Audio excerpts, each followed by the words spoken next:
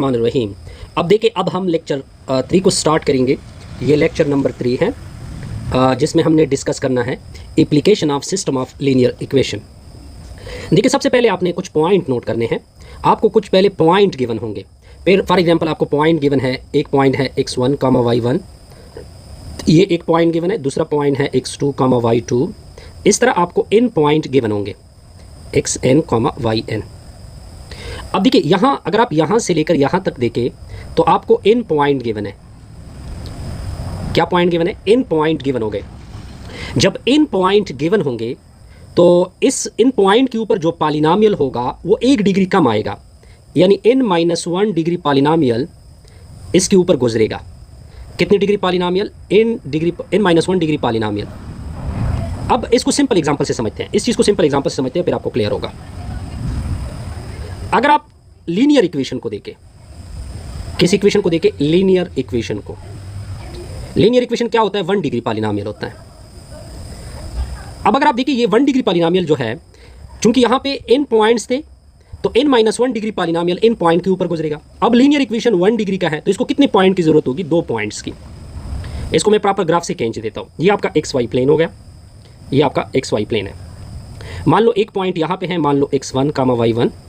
एक पॉइंट यहाँ पे है x2, y2। जब आप इनको जोड़ दोगे तो आपको एक स्ट्रेट लाइन नजर आएगी, यानी एक लाइन नजर आएगा। और जो लाइन नजर आता है वो असल में क्या होता है? लीनियर इक्वेशन होता है। पॉइंट क्लियर होगा? यानी पॉइंट्स अगर n हो तो जो पॉलिनॉमियल होगा वो 1 डिग्री कम आएगा। इसको हमने एग्जांपल से कुछ इस तरह समझा, क्योंकि लीनियर इक्वेशन 1 डिग्री पॉलिनॉमियल है तो इसको आपको पॉइंट की एक ज़्यादा होता है। पॉइंट उसके लिए क्या होता है? एक ज़्यादा होता है। तो हमें कितने पॉइंट की जरूरत पड़ने वाली है? 2 पॉइंट्स की। एक और एग्जाम्पल से समझते हैं इस चीज़ को। अगर मैं क्वाड्रेटिक इक्वेशन ले लूँ, कौन सा इक्वेशन ले लूँ? क्वाड्रेटिक इक्वेशन ले लूँ। अगर आप क्वाड्रेटिक इक्वेशन को देखिए, क्वाड्रेटिक इक्वेशन में मैक्सिमम डिग्री क्या होती है? 2 डिग्री पॉलिनॉमियल होता है। मैक्सिमम पावर कितनी होती है? 2 डिग्री। अब आपको ज़रूरत किस चीज़ की पड़नी है? रिक्वायर्ड आपके लिए इस चीज़ के लिए क्या है कि आपको क्या चाहिए? आपको 3 पॉइंट्स चाहिए। एक पॉइंट हमेशा उससे ज़्यादा होगा डिग्री से। अगर एक और एग्जाम्पल ले ले, मान लो कि मैंने क्यूबिक इक्वेशन ले ले। क्यूबिक इक्वेशन जो होता है वो 3 डिग्री पॉलिनॉमियल होता है, यानी उसकी मैक्सिमम पावर 3 होती है। अब आपको कितने पॉइंट्स की जरूरत पड़ने वाली है? 4 पॉइंट्स की। यहां तक क्लियर होगा जी? अब अगर पहले एग्जांपल को ले लें, अब मैं सारे एग्जांपल क्लियर कर देता हूं। अब अगर मैं फर्स्ट एग्जांपल को ले लूं, इस एग्जांपल को ले लूं, ये लीनियर इक्वेशन होता है। लीनियर इक्वेशन आपके सामने f of x equal to a0 plus a1x होता है। यहां पे आपने a0 को फाइंड करना होता है और a1 को फाइंड करना होता है।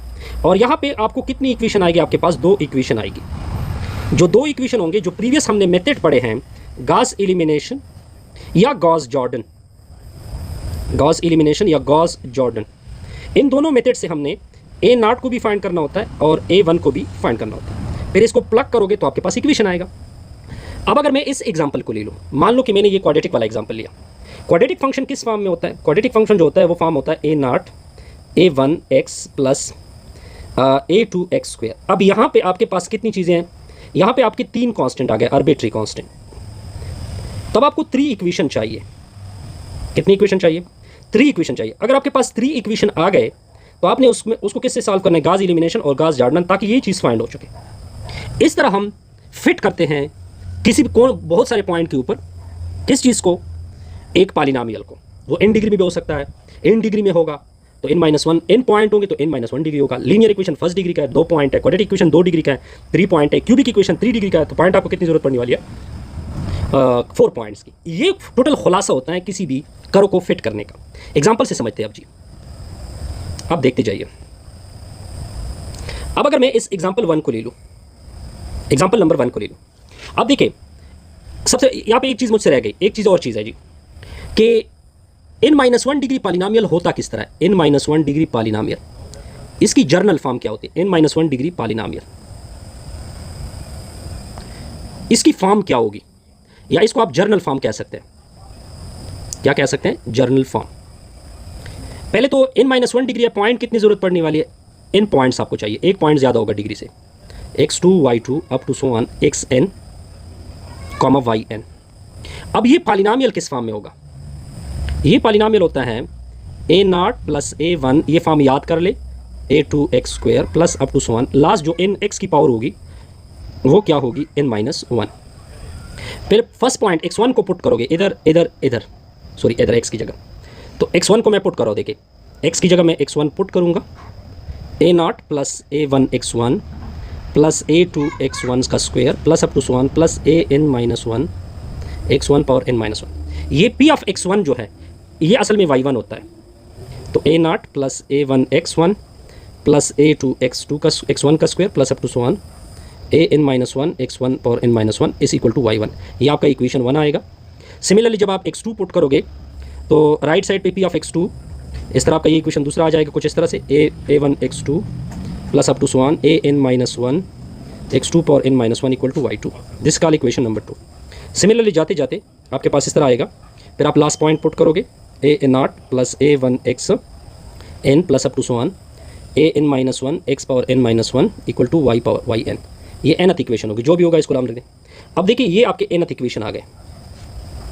अब आपने क्या करना है, आपने करना ये है कि इसको आपने पहले ऑगमेंटेड मैट्रिक्स इसका बनाना है, फिर सेकंड स्टेप क्या होगा, इक्विलान फॉर्म बनाओगे। इक्विलान फॉर्म ऑलरेडी हम इसका बना सकते हैं। फिर इस तरह जाते जाते आपके पास x1 की वैल्यू a0 भी आपके पास निकल आएगा, इस तरह a1 भी आप टू सो ऑन an-1, ये सारी वैल्यू आपने क्या कर सकते हैं, निकाल सकते हैं। इसको बोलते हैं कर्व फिटिंग। क्या बोलते हैं जी, कर्व फिटिंग। अब कुछ और चीज़ें, अब एग्जांपल से प्रॉपर समझते हैं जी। अब देखिए, अब आपका ये पॉलिनोमियल है, सोल्यूशन देके आपकी p ऑफ x की वैल्यू गिवन है a0 प्लस a1 x plus a2 x का स्क्वायर, यानी मैक्सिमम पावर 2 है, तो ये 2 डिग्री पॉलिनोमियल है। तो हमें पॉइंट कितनी दिए गए, 4 पॉइंट गिवन है, 1,4, नेक्स्ट पॉइंट है 2,0, थर्ड पॉइंट है 2 डिग्री है तो एक पॉइंट एक ज़्यादा होगा 3,12। ये x1 होता है, ये y1 होता है, ये x2 होता है और दूसरा y2 होता है, ये x3 होगा, दूसरा y3 होगा। तो पहले 1 को पुट करेंगे इधर, तो p ऑफ 1 हो जाएगा आपके सामने, p ऑफ 1, और p ऑफ 1 असल में ये 4 है। तो देखिए ये आपके सामने फर्स्ट इक्वेशन आ गई। फिर आप 2 को पुट करोगे तो p ऑफ 2 हो जाएगा, ये आपके सामने होगा। तो p ऑफ 2 की वैल्यू असल में क्या है, 0 है, तो ये आपके पास एक नेक्स्ट इक्वेशन आ गई। फिर थर्ड पॉइंट आप 3 पुट करोगे, 3 पुट किया तो ये जो p ऑफ 3 है ये क्या होता है, 12 होता है। तो इस तरह आपके 3 इक्वेशन आ गए। फिर 3 इक्वेशन का पहले कोफिशिएंट लिखोगे 1 1 1 और नेक्स्ट 4, a0 का कोफिशिएंट 1 2 4, राइट साइड पे 0 1 3 9 12। अब देखिए आपने इसको 0 बनाना होगा, इसको भी 0 बनाना होगा, इसको भी 0 बनाना होगा। पॉइंट क्लियर होगा, जैसे कि हम गाज एलिमिनेशन में करते थे। तो फिर आपके साथ a0 इस तरह निकल आएगा, a1 निकल आएगा। अब मैं ये इस चीज़ की वजाहत नहीं करूँगा क्योंकि हम ऑलरेडी डिस्कस कर चुके हैं। तो जो आपने a0 और वगैरह निकाले, इसको आपने इस इक्वेशन में क्या करना है, पुट करना है। तो पुट किया, ये आपके सामने क्या होगा, इक्वेशन होगा, और ये आपकी करो हो गई, क्वाड्रेटिक है तो इसका पैराबोला आ जाए। सिंपल केस था जी। अब आते हैं नेक्स्ट एग्जाम्पल की तरफ। नेक्स्ट एग्जाम्पल क्या है जी, अब देखिए फाइंड अ पॉलिनोमियल। अब देखिए पॉइंट नोट करें, 1 2 3 4 5 पॉइंट है, तो 5 पॉइंट है, तो आपका जो इक्वेशन होगा 1 डिग्री कम होगा, 4 डिग्री इक्वेशन आएगी। ये आपकी 4 डिग्री इक्वेशन हो गई। देखिए मैक्सिमम पावर क्या आ गया, 4 आ गया। अब पहले -2 पुट किया, ठीक है, और फिर राइट साइड पे 3 आएगा। इसके लिए इसके इस साइड पे सारा -2 पुट किया, सिमिलरली -1 पुट किया, ये इक्वेशन आ गया, ये इक्वेशन है, सारी इक्वेशन आ गई। फिर आपने इसको गाज एलिमिनेशन और गाज जॉर्डन से सॉल्व करना है, तो आपके पास a0 a1 वगैरह आ जाएंगे, तो वो आपने दोबारा इस इक्वेशन में क्या करने होंगे, डालने होंगे। ये आपके साथ रिक्वायर्ड इक्वेशन आ जाएगी। पॉइंट क्लियर होगा सर। अब आते हैं नेक्स्ट एग्जाम्पल की तरफ। देखिए मैं गाज एलिमिनेशन को नहीं डिस्कस करूँगा, गाज जॉर्डन, क्योंकि वो ऑलरेडी हम बहुत सारे एग्जाम्पल कर चुके हैं। अब आते हैं नेक्स्ट एग्जाम्पल के ऊपर। नेक्स्ट एग्जाम्पल क्या है, ये देखिए आपके पास पॉइंट है 1 2 3 4 5। कितने पॉइंट्स हो गए, 5 पॉइंट हो गए। तो जो डिग्री होगा वो 4 डिग्री इक्वेशन आएगी। 4 डिग्री इक्वेशन का हमें पता है, बहरहाल इसको बाद में कर लेते हैं, ठीक है। ये थोड़ा सा डिफरेंट है उस क्वेश्चन से।